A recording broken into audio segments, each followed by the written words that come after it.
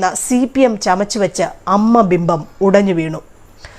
തൻ്റെ മകളുടെയോ സഹോദരിയുടെയോ പ്രായമുള്ള KK രമയുടെ കണ്ണുനീരിന് മുമ്പിൽ നിന്നുകൊണ്ടാണ് ടീച്ചർ പ്രതികളുടെ അപ്പീൽ പോകുന്നതിനെക്കുറിച്ച് അതിനെ ന്യായീകരിച്ച് സംസാരിച്ചത്.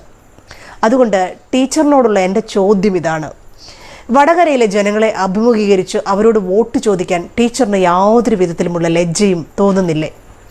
ടീച്ചറിൻ്റെ പാർട്ടി ഇല്ലായ്മ ചെയ്ത TP ഓടി നടന്ന് രാഷ്ട്രീയ പ്രവർത്തനം നടത്തിയ മണ്ണിൽ ഒരു മനസ്താപവുമില്ലാതെ വോട്ട് ചോദിക്കാൻ ടീച്ചറിന് കഴിയുമോ? ഈ മണ്ഡലത്തിലൊഴികെ മറ്റേതൊരു മണ്ഡലത്തിലും CPM പ്രതിനിധിയായി ടീച്ചർ മത്സരിച്ചിരുന്നെങ്കിൽ അതിനൊരു അന്തസ്സുണ്ടായേനെ.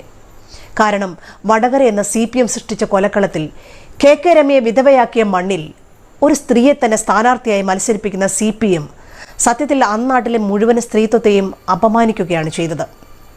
ശിവൻകുട്ടിയെ പിടിച്ച് വിദ്യാഭ്യാസ മന്ത്രിയാക്കിയതിനേക്കാൾ വലിയ അശ്ലീലമാണത്.